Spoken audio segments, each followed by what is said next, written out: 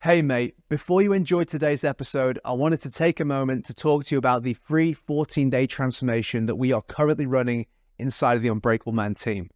Now, if you're a man on the Gold Coast who's serious about improving his physical and mental health, building his self-confidence, and you want to become a part of a team of motivated and like-minded men, then this is the best chance that you are going to get.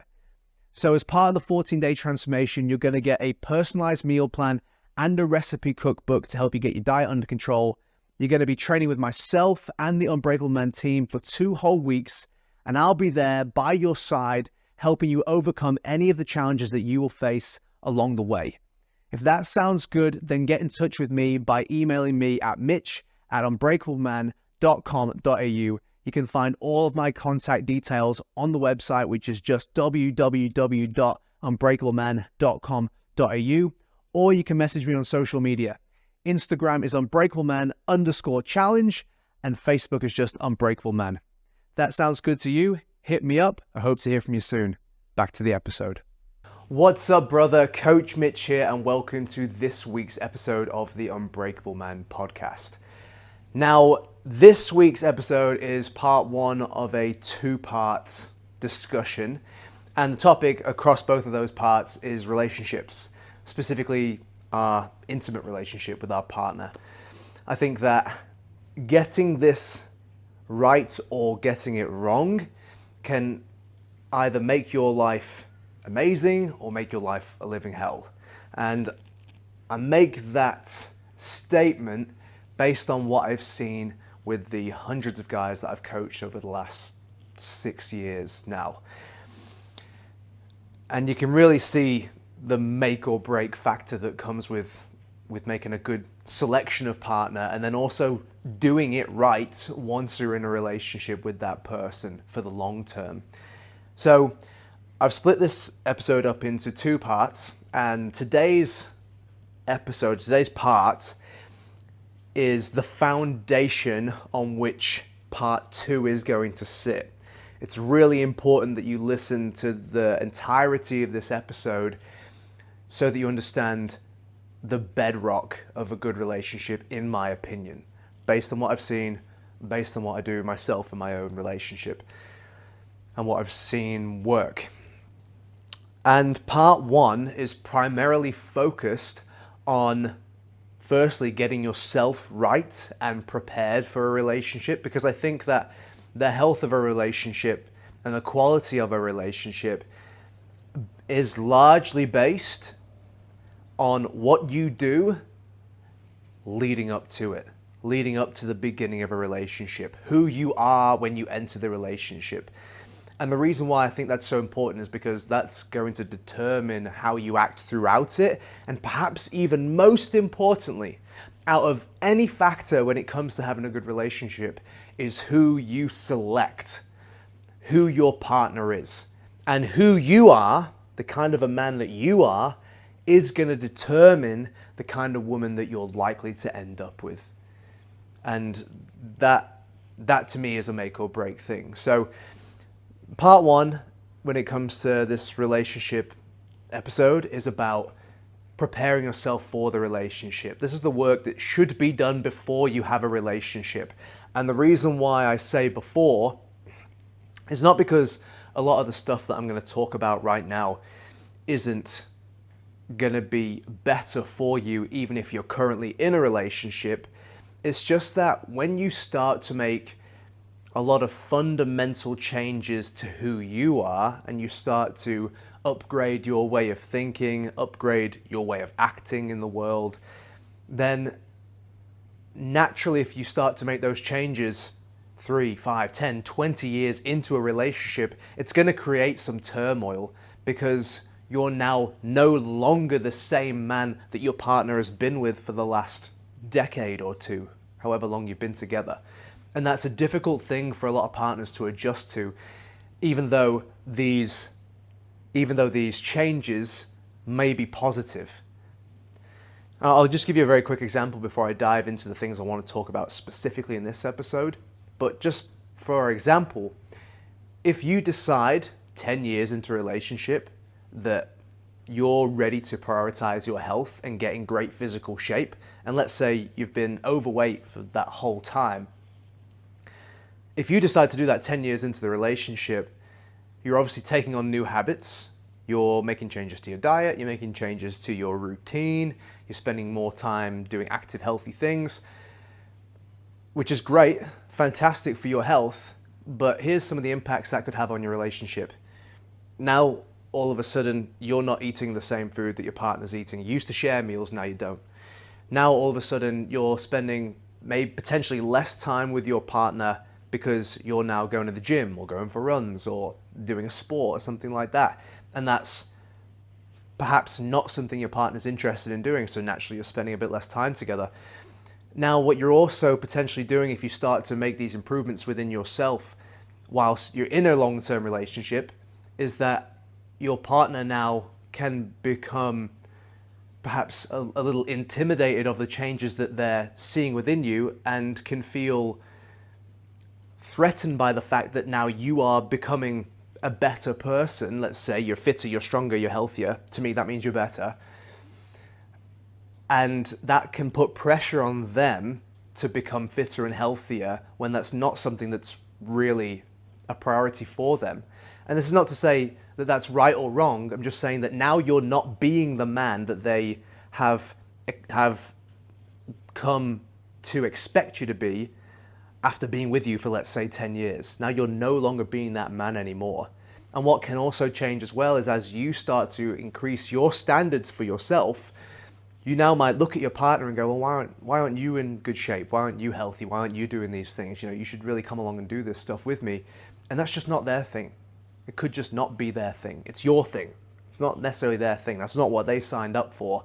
But you might have made this change kind of further into the relationship. So that's why I think it's super important. If you are a single man right now, then you're in a good spot because you can now decide, who do I want to be? What does that look like? What will that then mean that I expect in a potential partner for myself? And that will start to change your idea of who you want to be with based on how you're changing and what you're now prioritizing in your life. So if you are a single man, you're in a good position now to prepare yourself for a really positive, healthy relationship. And if you're not a single man and there are kind of holes in your relationship, things you want to fix, I'm not saying that you can't do it. All I am saying is that expect there to be a bit of turbulence, potentially, even if what you are doing is fundamentally a positive thing. It's because you're making changes that impact someone else's life and they didn't necessarily sign up for those changes, even if they are by rights positive changes. So just be aware of that. I still think you should do it. I still think you should do your very best to bring that positivity back into the relationship. I think it certainly has the potential to make things better for sure, but just also recognize that sometimes in the short term or mid-term, it can actually make things a little bit more challenging in a relationship, but we've got to think more long term. So part one, as I said, is really about preparing yourself for the relationship. It's about getting yourself right and into a good position. And then it's also about how that is going to change the way that you select a partner. So I've got 5 points that I want to share with you to help you do that, okay? The first one, and I've mentioned this many times on many videos, is purpose. It's really, really important for you to be a man of purpose. If you want to have a good relationship, if you want to be the kind of man that your woman respects and admires, which is very important for you to have a healthy relationship, you've got to have the respect and admiration of your woman in order to have the best experience with her. She might love you, but if she doesn't respect and admire you, which is a different thing, then you're probably not going to have the experience that you want out of that relationship. And I think a lot of men are in that situation where they're with a woman who loves them, but doesn't necessarily see them as someone she can count on in hard times, who doesn't necessarily see them as someone who she knows she can rely on for the support that she needs when things aren't going correctly. So purpose is really important because Purpose essentially means that you know where you're going. You're living a life of meaning. You know that the actions that you're taking and the way that you're spending your time are in line with the things that are most important to you. And when you are living a life of purpose, you're bringing a level of energy to the things that you do on a day-to-day basis that most people don't bring. And that's one of the reasons why a woman is going to find that more attractive, because it's uncommon, and it's obviously a positive thing as well. And what's going to be important about this for you, my friend, is that if you have a purpose in your life, you know what's most important to you, and you set up your life around the things that are most important to you, then once again, as I mentioned previously, that now narrows the field of what kind of a woman you are looking for. Because this takes me on to my second point, which is you know what journey you're on, and you're looking for a woman who wants to come on your journey with you. Because you know what journey you're on, you know your purpose in life, you know where you should be, you know what you should be doing, which means that if you meet a woman and she's not compatible with the thing that you want primarily in your life, and she's not interested in going where you want to go, she might be a wonderful person. I'm not taking anything away from her, but she's just not compatible for you. And it's great to realize that right at the beginning, because then you're not going to waste her time, you're not going to waste your own time pursuing something that is ultimately going to take you away from the things that you've decided are most important to you in your life. And I think a lot of men make the decision of sacrificing what they have determined is meaningful for them in their life for their relationship. And they do it out of love for their woman. However, long term, it just creates resentment. It just makes you not like that person, because when you look at them, you see what you gave up for that person, and it's not that woman's job to appreciate your sacrifice. That was your decision. You chose to give up your purpose in life for the relationship. She didn't ask you to do it. You chose to do that. So you can't be upset at her when you feel resentful about it in the future. You have to take that on board. And that's why you need to know what that purpose looks like. You need to know your pathway, your journey, where you're going. And then that will help you figure out, okay, well, who is going to fit into that? And I think that not only is that important from a standpoint of you being able to live your purpose, which is really important, but I think that most women want to be with a man who has a vision, who has a clear direction of where they're going, and who consistently acts in a way that's in accordance with that direction. Again, respect and admiration. Again, she can now rely on you to do certain things, to be consistent in this way. I think most women actually want to be led by a man with purpose who cares about her and wants to bring her on an amazing journey for both of them. So I think not just from your perspective as the man in this situation, but also from the woman's perspective. Now, don't get me wrong, there are absolutely very driven women out there who are going to want to be in the driver's seat no matter what, and that's absolutely fine.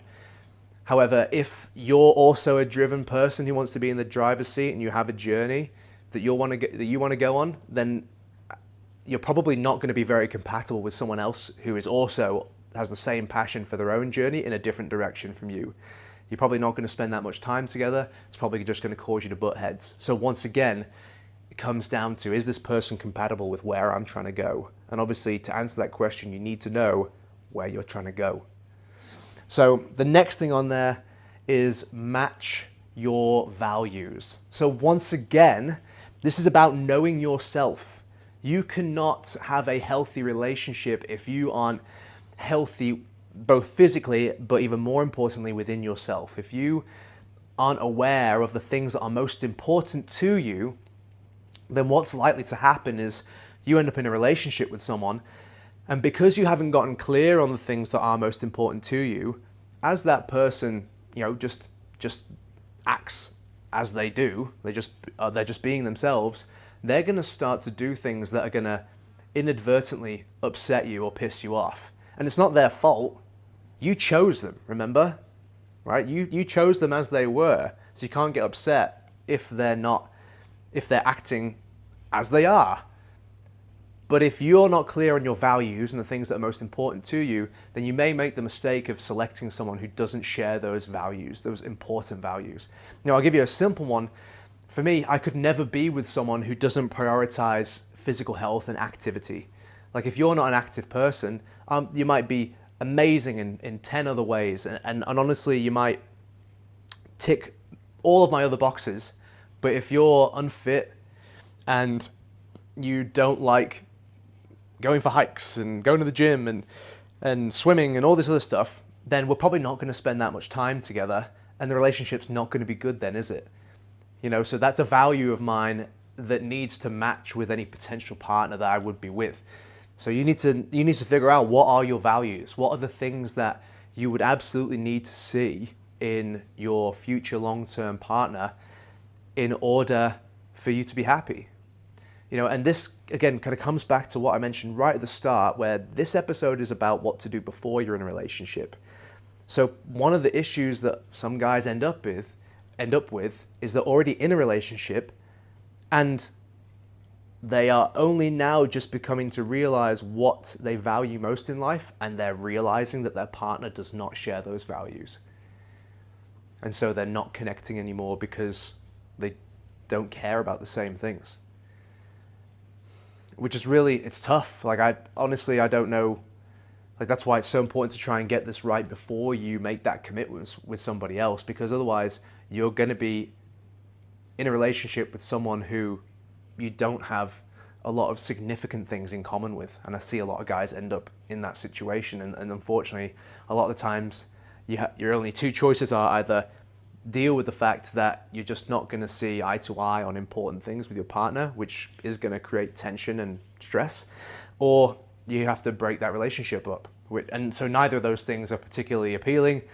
I think there's a lot of people out there that sweep that fact under the rug because it's just easier just to kind of deal with it and accept that.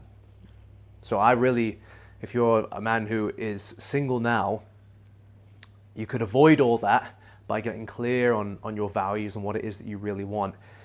And if you're a man who is in a relationship, I hope that your values aren't too out of alignment, but you could still sit down and figure out, okay, well, what do I value? What do we value? You could sit down and have that conversation with your missus and see what matches up. Hopefully there's enough stuff to match that, allows you guys to build a new, healthy, happy relationship together with. The next thing on here is boundaries. It's important to have boundaries in a relationship, and this is another way where I think guys make the mistake of not getting this right at the start. Because if you do have boundaries, i.e. things that you're not going to be happy with your partner doing, but you fail to voice those boundaries at the beginning of the relationship, and let's say you kind of just deal with them doing things that you're not happy with for years, and then you try to enforce boundaries later in the relationship, the chances of that working are quite slim. Because they have all this evidence of you allowing them to do that thing that has been upsetting you all this time. They have all this evidence of you allowing them to do that in the past. So why are you changing now? Like, it's really important as a man that you know what you're willing to accept and what you're not willing to accept from a partner, because once again, that will influence who you select as a partner. But if you don't get clear on your boundaries beforehand, if you're not aware of some of the things that can have an impact on a relationship over the long term, if you're not aware of those things, then you can easily make the mistake of selecting a partner who doesn't respect those boundaries, or who doesn't align with those boundaries that you might have. And all of a sudden now you've got to have an argument to potentially fix this. And that's assuming they're even willing to hear what you have to say on this. because again, you failed to set those boundaries in the beginning. So it's kind of unfair for you to come in years down the track and say, I don't like that you do this, we're going to need to change this and that. Now, you may need to do that to actually enjoy the relationship, but it's going to be difficult. It's going to be hard. So I'll give you an example of a boundary of mine, right? And look, when it comes to boundaries, it's not necessarily right or wrong, good or bad. It's just what you personally have determined is acceptable or unacceptable in your relationship. And it's a compatibility thing. So you're finding out whether this is compatible or not. So for example, this is probably going to be more relevant for the younger generation, but for example, I would never commit to a long-term monogamous relationship with a woman who regularly posted raunchy photos on Instagram, right? Like if you're posting bikini pics on Instagram all the time, I just wouldn't be in a monogamous long-term relationship with you. Like I might go on a few dates with that woman and we might have some fun together, but for me personally, I would see that as something that is not helping the relationship. I would see that as disrespectful. And that's, again, not to say that it is factually disrespectful. It's just my view of it. And so I would just not be compatible with that kind of a woman. And so, but I would make that clear from the beginning. And, if I really liked her, I might say, hey, look, I really like you. I want you to be I see a future with you, but here's some things that I would want to change if we were to have that future together. And then it would be up to her to decide whether that is something that she'd be willing to change or not. And if not, that's absolutely fine. It's her life, it's her choice. But then you've got to be willing to go, okay, we're going to have to go our separate ways then, because this boundary is important to me. And it's important that, I'm not with a woman who wants attention and validation from other people. It's important that we're both secure within ourselves and solid in that relationship. And look, at the same time, you've also got to, with some of those boundaries, you've also got to ask yourself, like, is it an insecurity within me? And you might hear that and think that, okay, well, Mitch, maybe that's an insecurity within you. And you might be 100% correct. The only reason why it's still something that I would want in my relationship is because, is that going to help the health of the relationship over the long term? If other men are seeing what your woman posts online and are commenting on it, liking it, sending her messages and stuff like that, is that helping the relationship or hurting it? And in my opinion, I would say that it's definitely not a positive thing. So that's the reason why I would have that boundary. And if someone else doesn't want to get on board with that, that's totally fine. It's not right or wrong or good or bad. It's just we're looking for someone who's compatible over the long term. And you've really got to think more long term.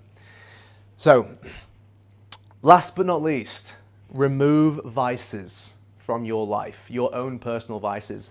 A lot of what you're going to need to do to have a healthy relationship comes down to you, my friend. Like I've mentioned quite a bit throughout this episode about selecting the right woman, or just remember that the right woman is not going to be there if you're not the right man. Like the responsibility at the end of the day comes down to you, my friend. If you're not fit, if you're not healthy, if you're not confident, if you don't have a handle on the stresses in your life, if you aren't working hard to create a bright future for yourself, if you have bad habits that hold you back, then don't be expecting a woman who's willing to make sacrifices and compromises for you. Why should she do that if you're not willing to make the sacrifices in your own life to be a man worthy of the respect and admiration that you want in your relationship? So removing vices is absolutely important. And a couple of ones that are really important are alcohol, drugs, smoking, porn. 4 massive ones that you really want to remove from your life completely if possible. Like, don't get me wrong, like you have a drink once a month. Okay, it's basically irrelevant at that point. But if you're drinking every day or even every week, it's having an impact on your life. It's certainly having an impact on your health. It's having an impact on your wallet. If you're drinking the 6-pack every day, I don't know how much a 6-pack is. Maybe it's $25, something like that. Let's say that's 7 days a week, you're looking at $175 a week for this thing that's almost 10 grand a year on this thing that's not helping you. Like, don't get me wrong, you can spend 10 grand a year on things that are good for you, but spend that much money a year on something that's not helping you, like, you're taking away from your family, you're taking away from your relationship by investing in something like that. Same with smoking. Smoking is obviously even more expensive. You're a pack a day person, it's $60 for a pack or $50 for a pack, let's say, for easy math. That's $350 a week. You're looking at almost 20 grand a year. It's like 17, 18 grand a year at that point. And people make the joke of, if you hadn't smoked every day, you haven't bought a pack of cigarettes every day for the last 10 years, you'd have enough to buy a Ferrari now. And then the smokers say, oh, where's your Ferrari? It's like, it's not even necessarily about the money. It's about you're choosing to invest your hard-earned resources into something that only makes you less healthy and a poorer example for your kids and your partner. You could put all those finances back into things that are going to be great for your relationship, that are going to show you to be a healthy, confident role model who's worthy of the admiration and respect, once again, that you're looking for. So obviously drugs, even more so, you know what I mean? Like, you're not setting a good example, you're hurting your health. It's at the very best, like, anyone who is relying on a substance to get them through the day, there's something going on in your head, brother. There's something going wrong in your head that's causing you to think that that is a good direction to head down. And if you're making that choice, you're not only heading down a bad direction, but you're also not fixing the problem that's in your own head. Both of those things are hurting your ability to have a beautiful, happy, healthy, long-term relationship with someone, and also to expect the best back from them in return. And last but not least, porn is a huge one. I think that there are many, many men out there that are addicted to porn. Like, if you watch it every day, you have a problem. It's not actually okay. Anyone that tells you that that's a good thing or an acceptable thing to do, I think they're completely missing the point. Completely missing the point. Because it's not real. It's the same as if you were to go and get high. It's not real. That good feeling that you get from it is temporary and fake, because you didn't do anything positive or productive to feel good. You just took the substance or you watched the porn video. Whereas if you went out and did something, you went out and did a workout, you went for a hike, you achieved a goal, the good feeling that you get from that is the result of you doing something good. That's the reason why we get a rush of happy hormones after doing something physical or after ticking something off the to-do list. The reason why we get that rush of happy hormones is to incentivize us to do another good thing, to do another productive thing, to do another thing that helps us or the people in our life that we love and care for. Things like drugs and things like porn just allow you to circumvent that process and skip straight to the good feeling without actually having to do a good thing. And that's why a lot of people will go to it, because it's easy. It's super easy. Like, a lot of men are in sexless marriages. And so you're in that situation and you're like, well, I want an orgasm. Okay, cool. I can either try to work through whatever the block is between me and my partner, or I can just go on the internet, pick a video that excites me, and I can go have my orgasm in 10 minutes. Okay, amazing. But you've still got this massive problem in your life. Your relationships, it's shit. Like, if you're not having regular sex with your partner, there's something wrong. Like, that's not what you want, is it? That's not preferable. You might have just accepted the fact that that's the way it is. Obviously it's hard with work and kids and all those sorts of things. But it's not what you really want. Obviously it's not what you want, otherwise you wouldn't be watching porn instead. Clearly you'd like to have that intimacy and that love in your life. But because you can't have the real thing easily, we go for the fake thing. So, and another thing that is important to recognize if you're in a situation like that is that when you go to watch porn, you also destroy any motivation that you might have to fix the problem in your relationship that's causing you to need to go and watch porn. You also destroy any motivation of doing that because you've achieved the results without having to do the hard work. You know, I think that it's really, really important. If you, I haven't watched porn in, it would be getting on towards 2 years, towards the end of this year. So maybe a year and a half, maybe even a bit longer than that. And look, like that's actually a big thing, at least for me. But like I don't, it's not an issue now to avoid that. I just don't do it. I see how it impacts my ability to be the man that I want to be. So it's gone. It's done. And I'm not. And now I am not taking that into my relationship. I've controlled that and I've removed it from my life because it's not helpful. So I would recommend the same thing for you. And if you do struggle with that, don't take the easy road, because the easy road is the quick path to a hard life. Do the difficult thing today so that you can have the relationship and the love and the intimacy and the passion that you actually want.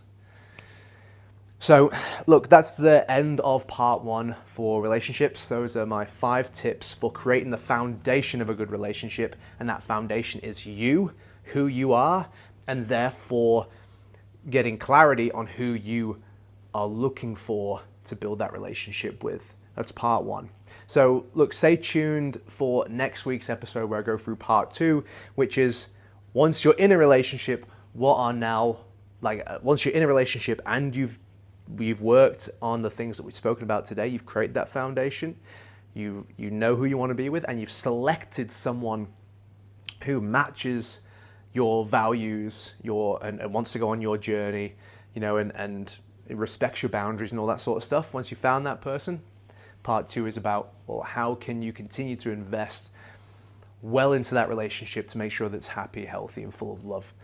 All right, with that said, look, if you had anything you'd like to add to this episode, comment down below. I'd love to hear your thoughts on it. Maybe there are some other things that you think are required before getting into a relationship. And yeah, let me know down below. I'd love to hear it. If you enjoyed the episode, give it a like, subscribe to the podcast, and I will be with you for part 2 next week. Cheers. Hey mate, I hope you enjoyed that episode of the Unbreakable Man podcast. If you did, it would be absolutely fantastic if you could leave us a 5-star review, because that's going to help us get our message in front of more men who need to hear it. Now, if you have some feedback for me, I'd love to hear that too. Comment down below. And if you just need some mini doses of Unbreakable Man motivation throughout your week, then you can follow us across all social platforms. On Facebook, it's Unbreakable Man Challenge. On Instagram, it's Unbreakable Man_challenge. And on TikTok and YouTube, it's just Unbreakable Man. Your support would be absolutely invaluable. Now, last but not least, do not forget, men aren't born, they're built.